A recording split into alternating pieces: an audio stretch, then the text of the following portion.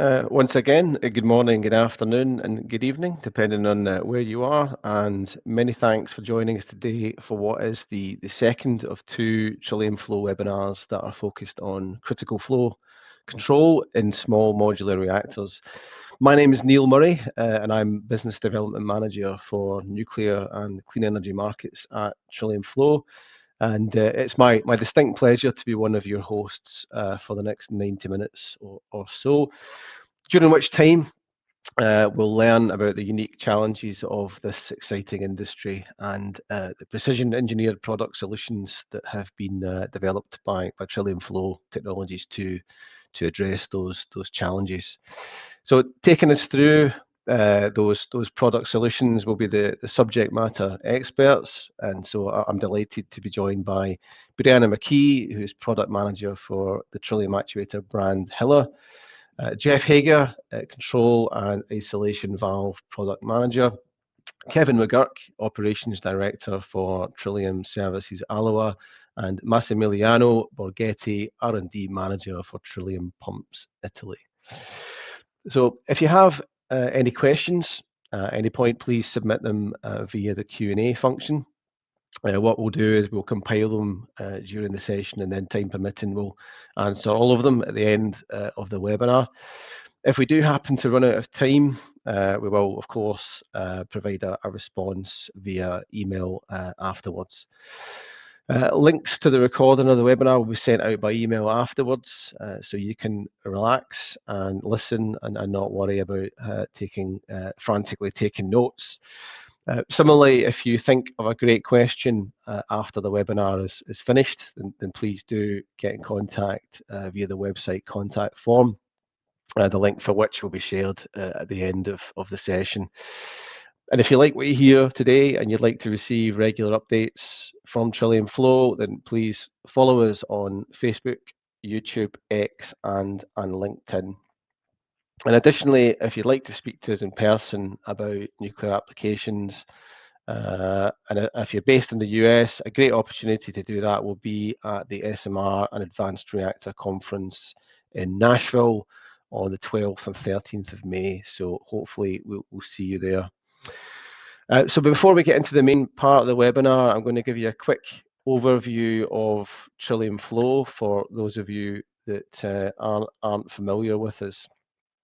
So Trillium is a global organization which is comprised of multiple brands covering valves, pumps, and actuators. And we have a global manufacturing and service footprint, servicing customers across the world from our various sites that we have in the continents of North America, Europe, and Asia. In terms of evolution, Trillium as a company, as we see it now, was formed in 2019 when it transitioned away from Weir Group. But the heritage of the company goes as far back as 1828 via the formation of our oldest flow control brand, which was Blakeborough. And over the subsequent 197 years, Blakeborough have been joined by many of the other current Trillium brands, including but not limited to Hopkinson's, Flowway, Atwood and Morrell, Sabine, Gabionetta, Rotajet, Hiller, Redpoint, and Tema Mechanica. So Trillium of 2025 is now very much a trusted partner for customers in general industry, oil and gas, water and wastewater, and power. And of course, power includes nuclear. And Trillium brands have been involved with nuclear since the first commercial reactor was built in the 1950s. And today, around about 75% of the global fleet of operating reactors have Trillium products delivering critical flow control solutions to them. So into the main part of the session, then I'll just talk you through SMRs from a high level. Then and then after that we'll go into the product solution level. So what is an SMR? I think many of the people that are attending the webinar today will have a good sense of what that is. But just in case not, I'll do a quick recap. So an SMR, broadly speaking, is a smaller scale reactor which is designed in such a way that large elements of it can be constructed in a modular fashion with a high level of repeatability, and then shipped to site for final test and assembly and then commissioning. And additionally, the modularity aspect extends into product configuration as well, and that many of the designs are offered as single units to be built up into larger packs according to the particular needs of the customer. So therefore, SMRs are a very, very different approach to nuclear, both in terms of the manufacturing methodology and the scalability. In essence, at present, there are probably 5 main SMR types, and those are water cooled, of which there is 2 flavors: pressurized water reactor and boiling water reactor; high temperature gas reactors; liquid metal cooled reactors, of which there is 2 types: lead and sodium; molten salt reactors; and then micro reactors, which are sort of out on their own because they're not distinguished by the coolant, but by the scale. And SMRs are further broken down again in terms of a number of different elements, and probably 6 of them are here. So target application, i.e., is it to be used in a cogeneration form? Is it to be used to provide grid electricity or off-grid electricity? What is the capacity of the reactor? So what's the thermal output or the electrical output of the reactor? What is the form of the output power? So is the intention to produce heat or electricity or both? What is the safety system?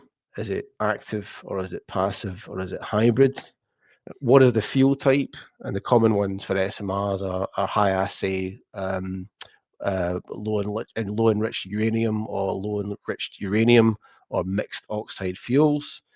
And then finally, the plant layout. So is it above ground, below ground? How does nuclear island relate to balance of plant, which relates to turbine island, etc. So all of these things mean that there are many, many different flavors or versions of SMRs that are out there in the landscape at the moment.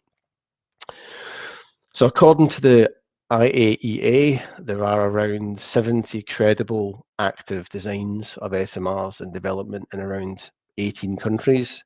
Now, many people will probably argue there are less than that, and many will argue there are more than that, but that seems to be a fairly sort of sensible number around which people are kind of coalescing.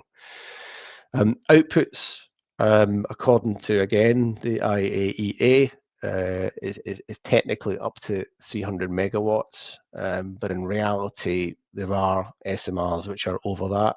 A prime example being the Rolls-Royce SMR, which is 470 megawatts electric. There are 2 SMRs in operation, one of which is on land. So in Russia, there's a floating power SMR, which has been around since 2020. And then in China, there's a high temperature gas reactor, and that's been in operation since December 2023. Now, given that modularity, in terms of, particularly in terms of the manufacturing methodology that's used, is a key element of SMRs, some people may argue that neither of these truly are SMRs, and that they haven't been constructed in a repeatable volume manufacturing way. But they are indeed small, and they are indeed reactors. So they are, if you like, first generation SMRs. What will come next is the full factory build concept, which will be truly SMRs. In terms of what's under construction and what's imminent, so in China, the ACP 100 pressurized water reactor is under construction, as is the Brest 300 lead fast reactor in Russia. Similarly, Carem, which is a PWR developed in Argentina, is under construction. And then more recently, USA company Kairos have began work on their low power demonstration reactor, which will produce heat only. and notably that's the first generation 4 reactor to receive NRC construction license from the US. And then in Canada with GE Hitachi, just very recently they announced that they had approval to construct the BWRX 300 reactor at the Darlington site in Ontario, and it's hoped that proper construction will begin on that later this year, although a lot of preparatory work has already been started, including early site work. And commercial operation for that is expected by the end of 2029. So in terms of the global landscape, we're starting to see examples of different industries. So for example, sugar production, chemicals, hydrogen, and now big tech, such as Google and Amazon and Microsoft, really driving the agenda for SMRs and starting to form partnerships with SMR vendors, and in some cases making direct investment with a view to securing their energy needs. So it won't be beyond the realms of possibility to see this situation developing to the point where big users of energy start to go off grid and they start to inject funding directly into these projects so that they can be fully self-sufficient. And indeed, in March, there was a cross-industry group which comprised of Amazon, Google, Meta, and Dow Chemicals, and they signed a pledge in which they supported the goal of at least tripling nuclear capacity by 2050, much of which we would reasonably expect to see coming from SMR. And a policy shift as well globally has started to create a much more enabled environment. So the International Energy Agency recently said that if policy support is tailored and the regulatory process can be made more streamlined, then there could be around about 1,000 SMRs operating by 2050 as part of a defined net zero pathway. And that scenario would see a cumulative investment, they estimated, of around $670 billion. And finally, what we're seeing is that currently SMR projects are dominated by those that are headquartered out of the US and Europe, whereas deployment of them is global. So it'll be interesting to see how this evolves, because it's a very different picture from large-scale nuclear, which is currently dominated by Chinese, Russian, and Indian designs in terms of reactors, which are currently planned. So in terms of applications, and I touched on the fact that many of the SMRs are going beyond electricity, beyond grid electricity, and they're touching on the cogeneration piece. So SMRs can cater to a whole multitude of different industry needs by delivering heat basically direct to the source, which is the prime way of moving towards a position of really deep decarbonisation. Heat is expensive and difficult to transport, and SMRs, because of their scale primarily and their flexibility, they offer a solution to industry which caters for the needs, particularly where used in large industrial clusters. Not all SMRs are suitable for all cogeneration applications. So light water reactors, which have an outlet temperature typically lower than the rest, are ideal for district heating, desalination, and some forms of hydrogen production. And then higher temperature reactors, for example, liquid metal, molten salt, and gas cooled, they're ideal for processes which require more intense, high quality heat. So petroleum refining, steel making, synthetic fuel production, and some of the higher temperature hydrogen synthesis processes that are out there. And indeed, some of the key SMR programs, not all of the SMR programs, just some of the key ones are highlighted in this graphic here, and you can see where they sit in that temperature spectrum. So this is the timeline of some of the prime reactors that are being talked about at the moment. So I won't go through I won't go through them in detail, but you can see there are examples of some of the reactors which are putting together smaller scale, non-active, sometimes heat-only demonstration units in the near term. So great examples of those would be the Kairos Hermes reactor and then Natrium.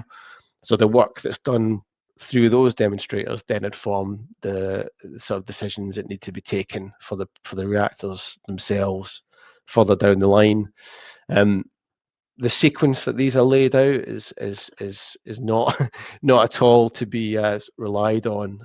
What we have in essence is that majority of programs are expecting to have the full commercial first of a kind reactor operating somewhere in the 2029 to 2035 range.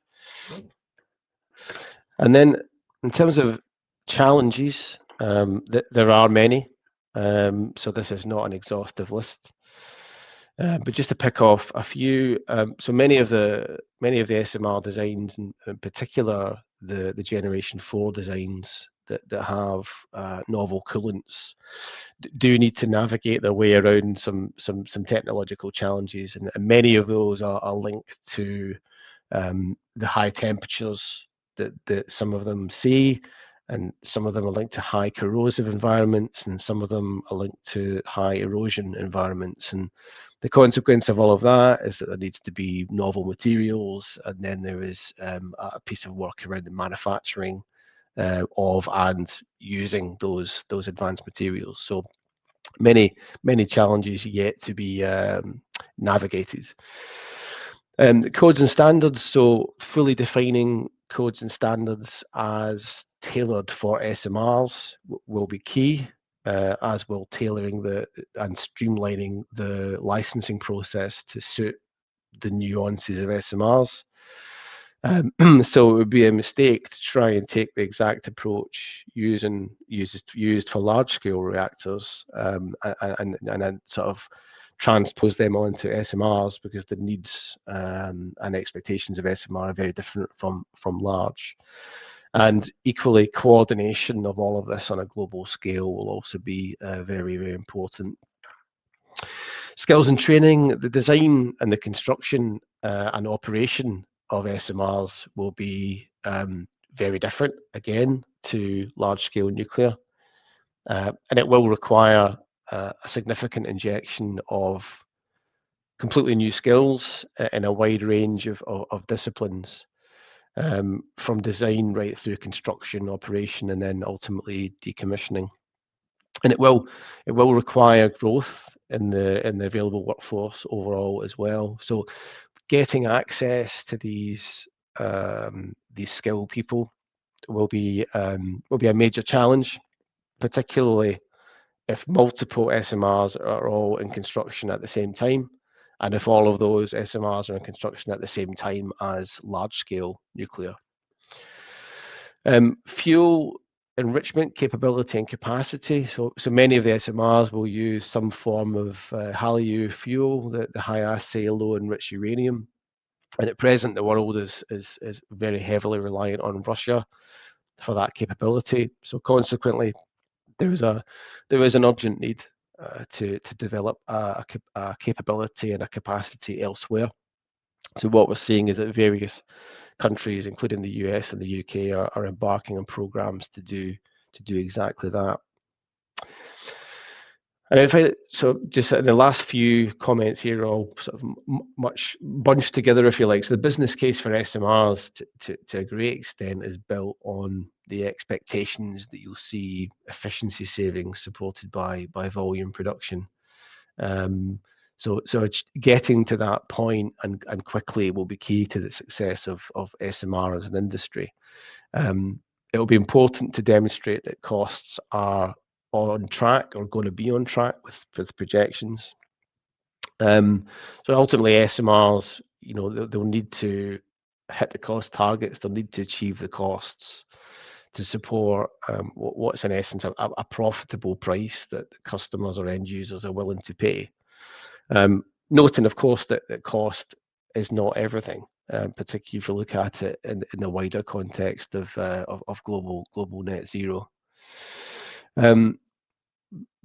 achieving standardization, simplification, modularization, that's a major part of the SMR challenge. It cannot simply be done in the same way as large-scale nuclear has always been done, where there's an element of difference from one to another. SMRs within their own programs will need to maximize all of these elements, and whenever possible across different SMR programs, you have to try and standardize, simplify, and modularize as well. A key component of SMRs as well is that many of the developers are going to be constructing their own factories to construct some of the critical components, the pressure vessels, and so on and so forth. So for them, that will be something of a departure, and there is a big capability acquisition piece there in terms of developing the method of manufacture, developing the plant layout, staffing that plant, upskilling people, and then doing all of that again for the different regions that these SMRs are primed to go to. And then in terms of prime position, I think really this is just like a sort of conclusion of all of the challenges. Objectively, what needs to happen is that SMRs need to take their what one might argue is their rightful place in what we'll call the energy toolbox, alongside all of the other options that are available to us, including large-scale nuclear, but also renewables, hydrogen, battery storage, and so on and so forth. So the last point is about supply chain capability and capacity. So I'll move to the next slide, which focuses on that a little bit more in depth.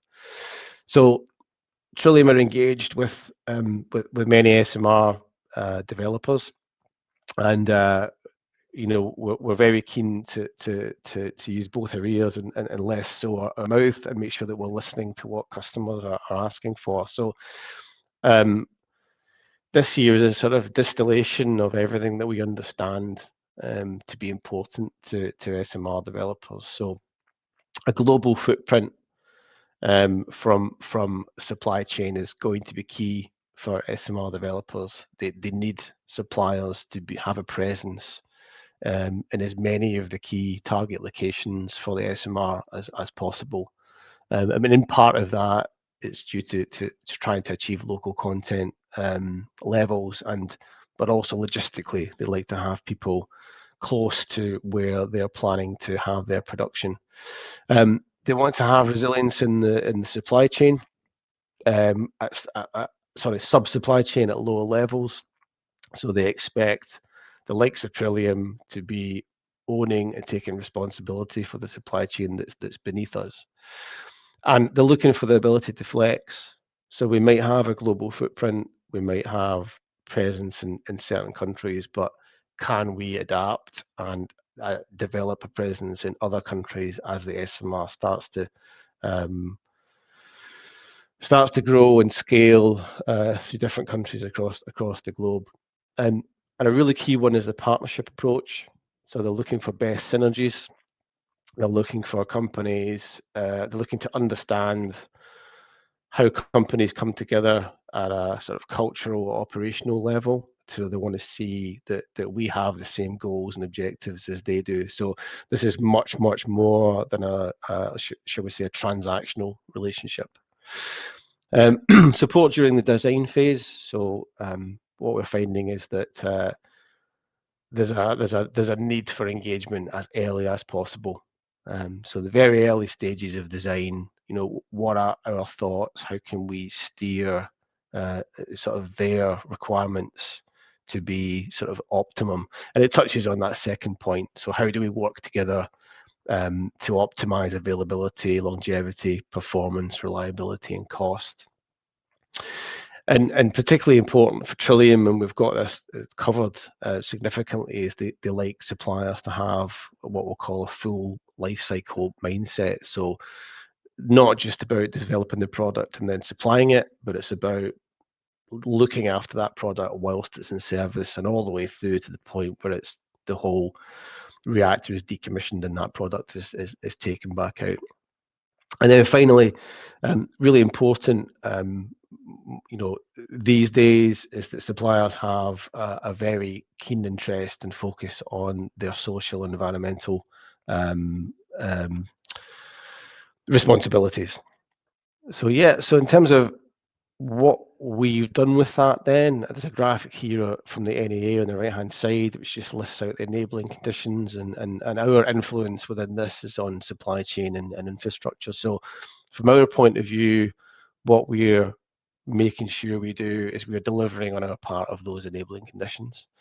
We're making sure that we have globally integrated flexible manufacturing. We've put a global centralized nuclear team in place. We have across the globe the offer of on-site support via the Trillium Services function. We're driving innovation in product design and manufacture and delivery. And we've got a very well integrated and globally positioned ASME approved supply chain. And then critically, we're obviously delivering against product specific requirements. And that is when I hand over to my colleague, Brianna McKee, who will take you through the Hiller actuator range. In this section, we'll be discussing some of Hiller's valve actuator designs and why they are essential for the safe and efficient operation of SMRs. Hiller has supplied valve actuators to nuclear power plants across the globe, and today we will be discussing some of our actuator designs that can be utilized specifically for SMRs. Of course, if you have any questions, feel free to submit them to the Q&A function. So how can you choose a valve actuator for SMR applications? There are two overarching types of actuators that you will typically see in SMRs, and that is the linear style and the rotary style valve actuators. Both systems can be used for isolation, such as for the main steam and feed water isolation, as well as the containment isolation systems. They can also be utilized for flow control, pressure relief, dampening, balance of plant, or really any other auxiliary systems. Linear actuators, which are typically used on gate, globe, and control valves, can utilize hydraulic or pneumatic force transfer, and they're currently qualified for safety positions of fail closed or fail open. There are various styles of linear actuators available, and we will cover a few in the coming slides. Our rotary actuators, which are typically used on ball and butterfly valves, can utilize hydraulic, pneumatic, electrohydraulic force transfer, and are currently qualified for safety positions of fail closed or fail open. Additionally, Hiller is currently designing a fail as is or a fail in position control system, which will begin qualification testing soon. So we will cover the difference between Hiller's Scotch yoke and the new rack and pinion style rotary design in the coming slides. Valve actuators utilized in SMRs have many limitations due to the plant requirements, but Hiller has various actuation solutions to the typical SMR parameters. Some of these limitations are listed here, such as the limited available space allotment allowed for the actuator, the high thrust and torque requirements of the valve due to the high media pressure,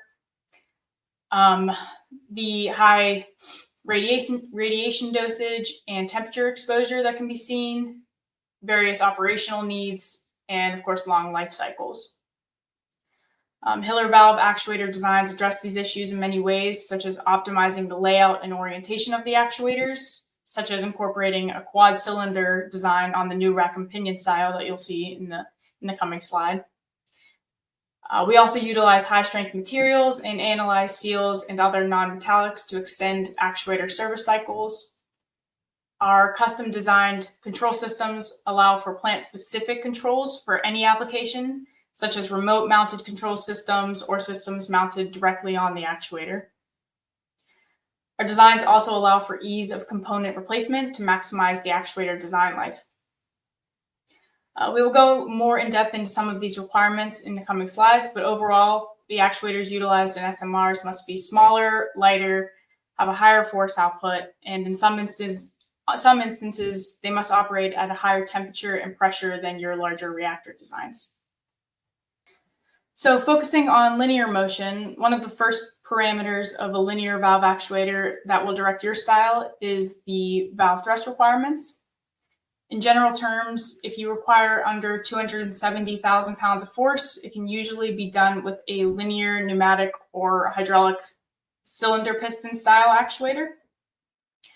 But if the thrust requirement is greater than 270,000 pounds, you will likely shift over to a gas-charged hydraulic style actuator, which can generate a maximum space claim to thrust output ratio. Hiller actuators are custom designed to the end user specifications and are qualified to generate up to 1.5 million pounds of force. And they can also fast close in less than 5 seconds. The next parameter to consider is what medium the actuator will need to use to operate. So Hiller has many actuators that are qualified to use hydraulic fluid, pneumatic pressure, or a combination of both, like the gas-charged hydraulic actuator shown on screen. The third parameter to consider is the operation requirements of the actuator, such as whether a specific failure, position, or modulation is required. Speed control requirements will need to be considered on whether there are multiple operation requirements, such as separate fast stroke and slow close operations, end of stroke dampening, control redundancies that are often seen in a lot of safety related applications. So similar to the linear valve actuators, the first parameter of a rotary valve actuator that directs your style is the valve torque requirement. In general terms, if the valve torque requirement is under 7,500 foot-pounds of torque, it can usually be done with a Scotch yoke style rotary, as shown above. But if the torque requirement is greater than 7,500 foot-pounds, you'll likely shift over to a rack and pinion style actuator, which can generate maximum space claim to torque ratios due to the quad cylinder design. We'll go into more detail about the rack and pinion style design in the coming slide. The rotary valve actuators, sorry, can you go back to the previous slide? Thanks. Rotary valve actuators as a whole will be qualified to generate up to 150,000 foot-pounds of torque. Like the linear actuators, the next parameter to consider is what medium the actuator will need to operate. Hiller has actuators designed to use hydraulic fluid, pneumatic pressure, or a combination of both, like the rack and pinion style actuator. The third parameter to consider is the operation requirements of the actuator. Like the linear actuators, speed control requirements will need to be considered on whether there are multiple operation requirements. So I'll now go into more depth on the rack and pinion style actuator, which may be utilized in many SMR plants and has been specifically designed for SMRs. So the rack and pinion rotary style actuator has been designed and optimized for SMRs. It features higher torque output capabilities due to the quad cylinder design, which doubles the torque output of the actuator compared to traditional single piston designs. The compact design allows the actuator to be utilized in the limited space allotments typically seen in SMRs while maximizing the torque to size ratio. The compact design is also symmetric with a central center of gravity, which limits the seismic effect of the actuator on the valve during a seismic event, and it also aids in a successful qualification test. The actuators have been designed to extreme environmental conditions such as high temperatures and radiation levels, and the design will be reliably tested during qualification. And in addition to the qualifications, each actuator will be tested for functionality before installation to ensure each unit will reliably perform its safety function. The control systems of the new design can be local to the actuator or mounted remotely, such as outside of containment, to provide additional space savings. This can be important for plants where the actuator is utilized inside containment, so the control manifold can be manually operated or serviced without additional personnel safety concerns. And of course, Hiller can provide guidance on which actuator is best suited for plant-specific needs. So when it comes to product environmental and seismic qualification, Hiller has extensive experience qualifying safety-related valve actuators, ensuring actuators will perform their safety function in service. We have experience with IEEE 323, 344, and 382 for plants that are in the United States and Canada. We also have experience with qualifying to RCCE and RCCM for plants in France, China, and the United Kingdom. Supplemental qualification testing can also be completed to comply with other qualification standards. During qualification, a LOCA event is simulated based on specific plant requirements, which mimic seismic and environmental conditions. Full life cycle testing is also completed to ensure the actuator will perform its safety function for its full design life. Some additional things to consider before qualification testing is planned. First, the equipment qualification test plan will be created, and that will identify test specimens and provide an overview of the planned or required tests. This ensures that the plan will comply with plant testing requirements.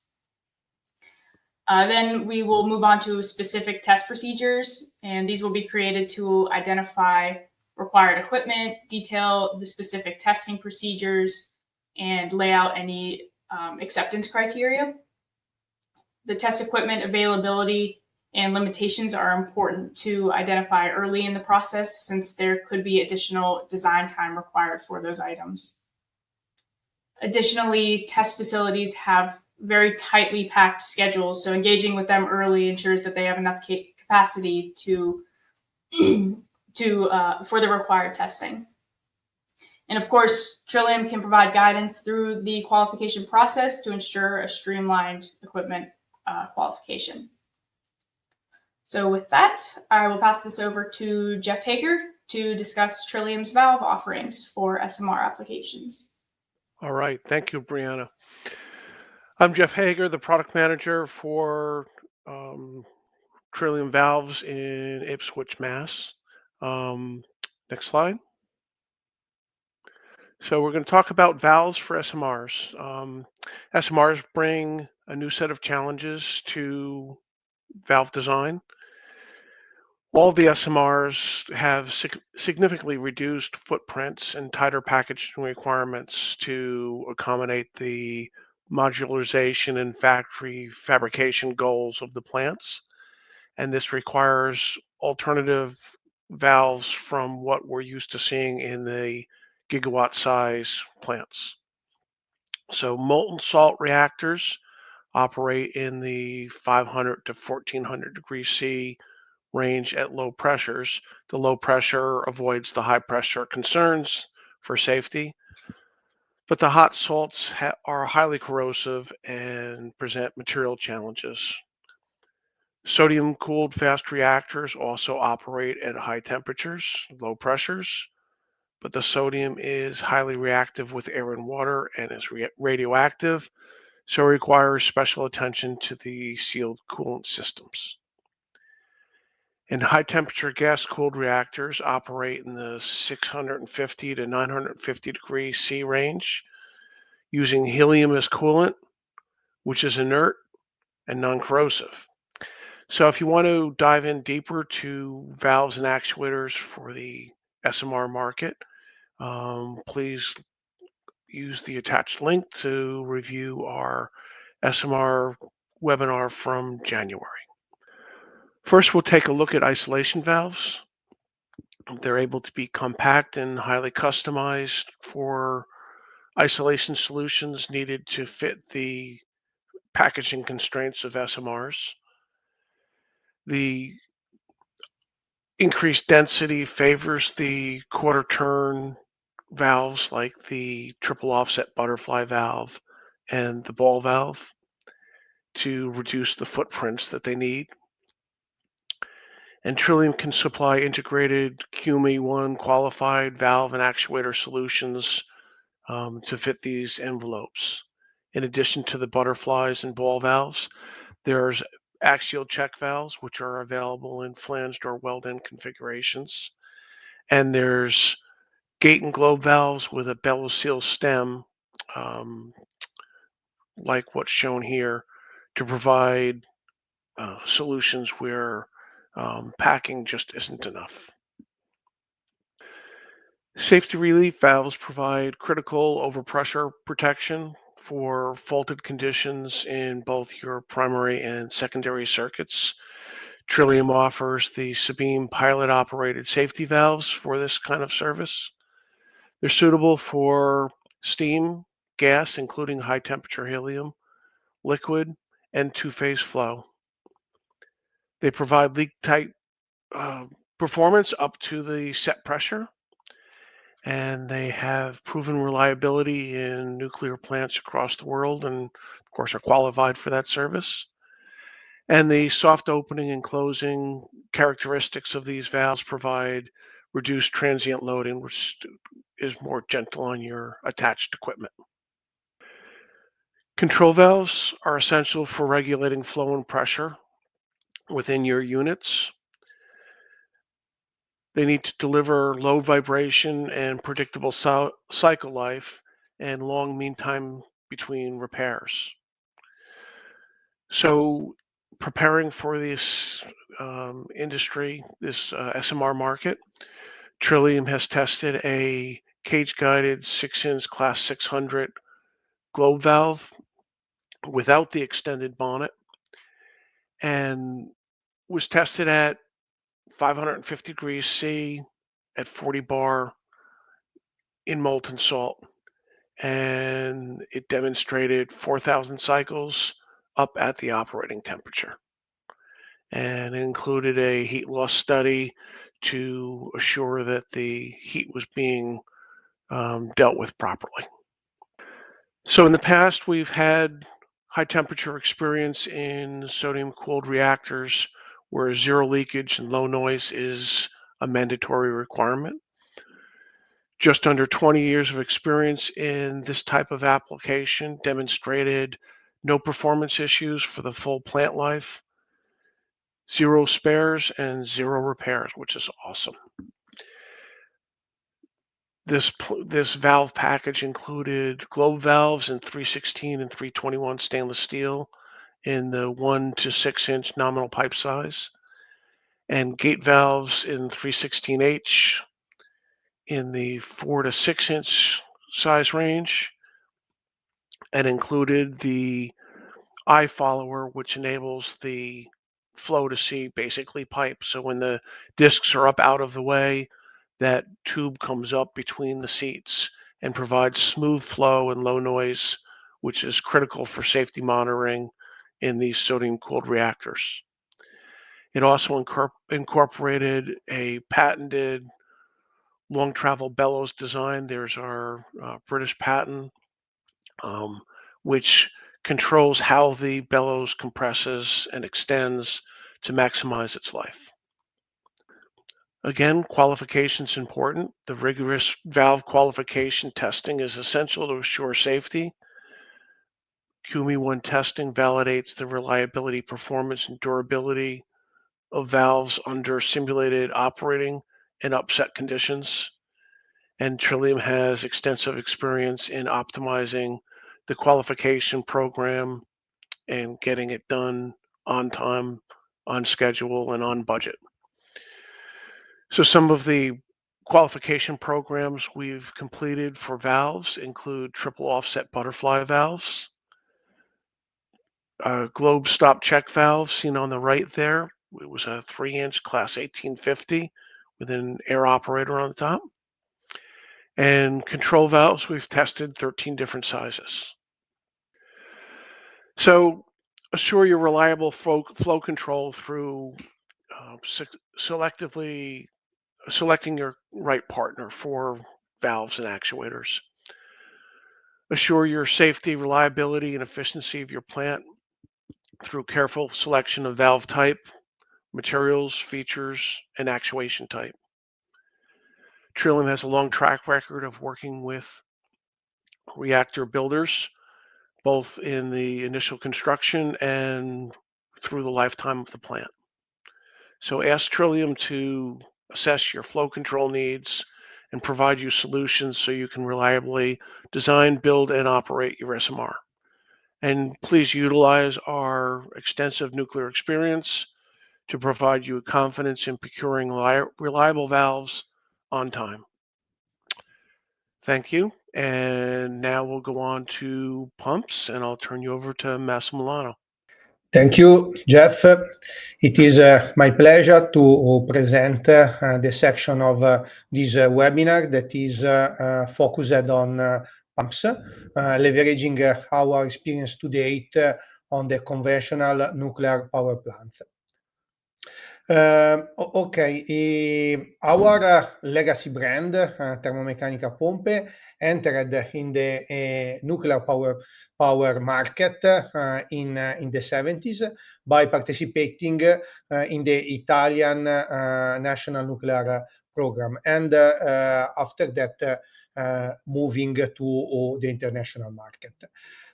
Today we continue offering pumps solution both for original equipment and service and aftermarket market. Let's say some history bites. Early in the 80s, Thermomeccanica Pompe participated to couple of pilot plant for nuclear industrialization. Both of these pilot plant are located in center of Italy, close to Rome, and for this couple of pilot that are located in Frosinone and in Latina, several pumps has been delivered. After that, in the middles of 80s, some relevant number of pumps has been supplied from the French market. For example, a lot of pumps has been installed in Cremerville, where a fast breeder reactor is present. Additionally, some nuclear power plants all around the world are equipped with Thermomeccanica Pompe pumps. For example, couple of example are the nuclear power plant located in Cordoba, Argentina, and the nuclear power plant located in Cernavodă, that is in Romania, so it is in West Europe. Okay, after that, and it is the most reference that we have, and it is right now, it is in 2025, it is something that we have actually under testing, that it is ready in the next weeks for delivering, and it is the main cooling pump for the nuclear fusion prototype plant that is actually well known. It is the ITER project, where a lot of countries has been involved in the development, and it is located in the south of France. Okay, couple of additional information of our pumps that has been delivered and located in power plant. For example, one of the example is the circulating cooling water pump for the former nuclear plant located in center of Italy, and it is interesting because it is a huge vertical concrete pump. You can see an image on the left picture in the slide, and the maximum flow rate is really huge. It is something that is above 50,000 cubic meter per hour, and the overall power is 2 megawatt and 700 kilowatt. Another interesting example is the BB2 pump that you can see in the image in the center of the slide. That is the boiler feed water pump installed in the Cernavodă plant in Romania. We are talking about a centrifugal pump with overall power above 5 megawatt. Okay, this is what we have in the workshop today. It is a nice picture of the BB2 pump for ITER project. It is a main cooling water pump. We have an overall power above 1 megawatt. It is 1 megawatt and 400 kilowatt. Okay, some additional note regarding our offering for the aftermarket and the service. Just a couple of example. The first that is on the left is for the Candu nuclear power plant located in Romania, where we are used to supply spare parts. And the other one is another Candu reactor for the Embalse nuclear power plant located in Romania, in Argentina, where we we proceed with the revamping of the existing main boiler feed water pump.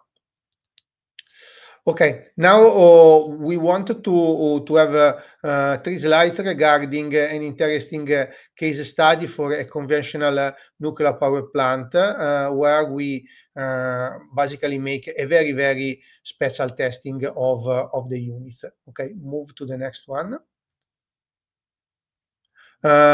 We are talking about a nuclear power plant located in Rajasthan, that is in India, where a couple of machine has been delivered. That is the main boiler feed water and the booster pump. The peculiarity of this machine is the installation, where we have a single electric motor with double shaft extension, and it is common for the main boiler feed water that you can see on the right, and for the booster pump that you can see on the left. The overall power of the motor is above 4 megawatt. Okay, this is the focus on the booster. The booster is on the left side of the train. Okay, is almost the same train configuration. You can move to the next one. Okay, let's say this is very interesting because some years ago we ran special testing of both the units, the boiler feed and the booster, and this critical test was used to validate that both the pumps will be reliable, work reliably under the most severe upset and asset condition. Let's say it is important because a few vendors has the experience and the capacity to run this test internally. Mainly, the most severe condition has been tested with the dry running test. That is, let's say, a very uncommon situation where the machine are asked to work with a very few quantity or with no liquid at all. Basically, this test and other test has been run, and after that there was visual inspection, and basically the machine are considered good for the scope. Okay, that's all for my side. Turn it over to Kevin. Thank you. Okay, thanks, Massimiliano. Good morning, good afternoon, good evening. So I'm going to take you through the 6 service value streams for valves and pumps, and then go on to a couple of case studies. So working from the bottom left there, starting off with workshop and field service. What do we offer, Trillium, as a business? So we offer on-site and off-site overhauls and repairs of both valves and pumps. We supply field service technicians.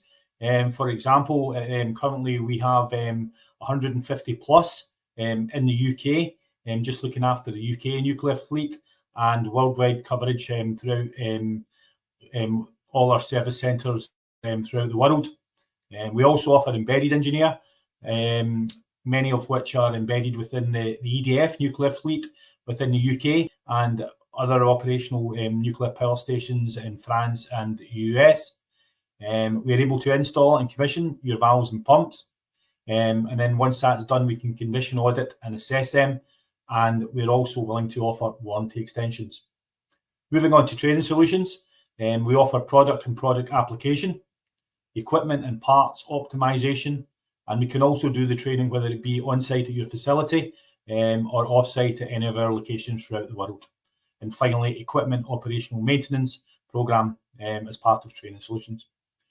Moving up to engineering solutions, we offer upgrade and re-rates, system analysis of both your valves and pumps, lifetime extensions, which are quite a big part we play at the moment. If you look at the UK nuclear fleet, which were operational in either the 70s or the 80s, with a running life of maybe 30 years. And as we're now at 2025, you're now running into 40 or 50 years running time. So being able to offer lifetime extensions is quite a big attractive offering to our customers.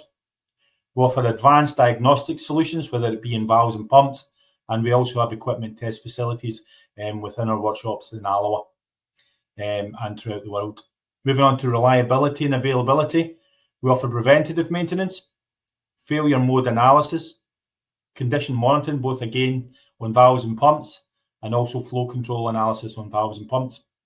We offer predictive maintenance and life cycle tracking so that we can show the performance of your product, and then lifetime maintenance tracking, we can control that through asset management. We also do operational parts management, whether that be OE or engineered spares. We do component obsolescence solutions, rapid spare solutions if you need something quickly. Rather than the standard delivery times, we can offer a rapid spares offering, stock management solutions, and global logistics. So overall, a one-stop shop. Anything that to do with valves and pumps, we can offer it. And finally, mechanical equipment management. We offer long-term service agreements. If you look at the agreement we've got with our key customer, EDF, within the UK, we signed an agreement in 2016 and it runs to 2026. And we're looking to extend that currently at the moment. Operational maintenance, asset management, as I spoke about before, similar to lifetime extension, and outage and project management. For example, we've just completed an outage in the UK, and we had more than 100 personnel on site, which equated to 60,000 man-hours. That outage was delivered on time, with zero safety issues and zero quality issues. An excellent performance by the team and highly recommended by our customer, with some good compliments on the back of that. And then finally, we offer a complementary equipment service partnerships. That's key. We work in partnership with our customers, and our customers, the customers get the benefit from that. So we're going to run through a few case studies here. So the first one covers an impeller upgrade, which improved performance in the critical pump in a nuclear plant. So the customer was Wilfa, which was a station that was in the UK. The application was the main boiler feed pump, and we offered performance diagnosis in the pump upgrade. So what was the main customer challenge? The main boiler feed pump at Wilfa nuclear power plant was suffering impeller erosion damage, and this was leading to premature wear and expense for overhauling parts. So what solution did Trillium offer? Trillium concluded a detailed diagnostics and identified first stage impeller was suffering from suction recirculation. We also scanned the existing impeller, computer modelled it, and through a detailed engineering simulation designed a replacement. The new impeller was then installed and resulted in reduced power consumption and recirculation. So what was the customer benefit for that? The critical station main boiler feed pump's excessive impeller wear was resolved without the requirement for a major pump redesign and associated disruption. It also significantly reduced the client's spend on repair and reduced their spare parts requirement. What did we offer? We offered a rapid problems diagnosis and rectification, saved this customer unnecessary downtime and repair costs. Fantastic solution. The next case study is the main boiler feed pump, which is booster pump overhaul and design improvement. The customer site was UK Generation, and the application was the main boiler feed system, which was a suction booster unit. Trillium's offering was overhaul was part of a series of feed pump overhauls carried out for EDF Energy around the UK nuclear generation fleet. So what did the customer come to us with a challenge? So the unit had been in service for an extended period of time, and the thrust collar had become slack on the pump shaft, causing vibration and reliability issues. And there was leaks present in the suction cover for the main gasket. So as you can imagine, this was a major concern on a nuclear power station.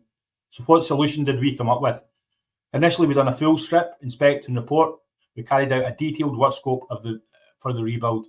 We then redesigned the thrust collar and collar locking arrangement. We also done shaft repairs via chrome and nickel coating to remove fretting and journal bearing operational damage. And we also done a new design Metaflex control gasket arrangement and we fitted that in place of the original copper bracket gasket design. Finally, the unit was dynamically balanced, full assembly, and preserved for long-term storage. So what benefit did the customer get out of this one? So there was reduced overall interventions, and then additionally, cost and lead time reduction by recovering ex-service shaft instead of a new supply.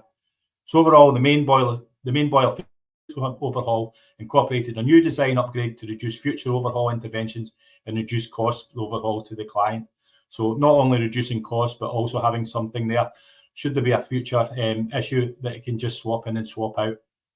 This one covers training. So advanced training offering for nuclear power station and valves. So the customer site was power utilities in the USA, applications was nuclear power station valves, and our offering was training.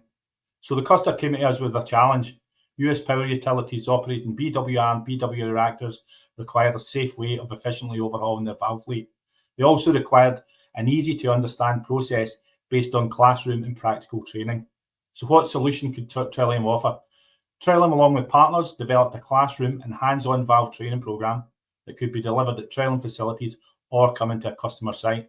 This offer was tailored to each utility based on individual needs of each plant and equipment required to service. So we could modify something that could fit your product. So what was the customer benefit? Utility service teams developed a deep understanding of the valve overhaul process. Overhaul costs are now minimized with minimum system disruption and safety is optimized. So overall, a specially developed training program is developed and delivered to optimize overhaul safety. Final case study here is a strategic partnership as a tier 1 supplier. This covers all customer sites for EDF within the nuclear power station, both valves and pumps, and Trillium's offer was a strategic partnership. So what was the customer's challenge? The client required a reliable partner for full aftermarket support across the pump and valve assets. The supplier also had to offer a full line solution and have sufficient resource to manage large quantities of Trillium equipment across 8 different UK locations. And all of this had to be delivered by a supplier with a strong nuclear safety culture. So what was the solution Trillium offered? Trillium have been supporting the critical client's nuclear power station facilities for years and have recently re-signed frameworks out to the late 2020s. The scope of supply includes installation commissioning, full line engineering services, and off-site and on-site support. Trillium have delivered various valve added services inclusive of Trillium's mechatronics, which is advanced condition monitoring utilising cloud computing and big data machining learning, optimal spare stock holding programs, and embedded engineer programs, and many more, which was covered on the first slide I showed. So what was the customer benefit then? Partnership between client and Trillium had ensured maximum plant availability, whilst maintaining the highest levels of safety. Aftermarket provision has also increased reliability, whilst reducing costs and optimising outages. For an example, the levels of service offered in 2017, there were 0 return to service issues, 0 feed pump losses, and 0 quality logs issues recorded for all Trillium's work. This was also done with 0 recorded injuries, a huge achievement considering the large work scope that was carried out, with us doing, on average, 250,000 man-hours per year since 2017. Overall, Trillium have on-site 150 plus and have recently completed that outage for 60,000 man-hours, as I said earlier, but I'll repeat again, on plan with 0 safety issues or 0 quality issues. Okay, that's my slides covered. I'll hand back to Neil now to do a summary.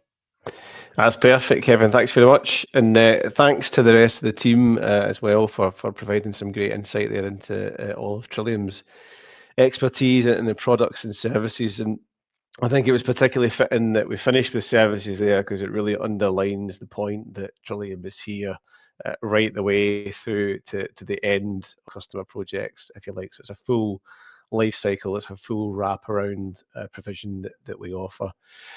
So yeah, what remains for me to do now is just to quickly summarize what we've discussed today, and then we can move to the Q&A.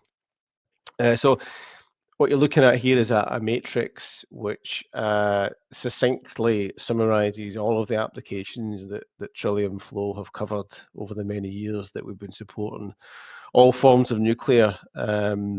And what it's showing is that in essence we're going to be covering, or able to cover most, if not all, of the types of SMR that are likely to dominate the landscape going forward.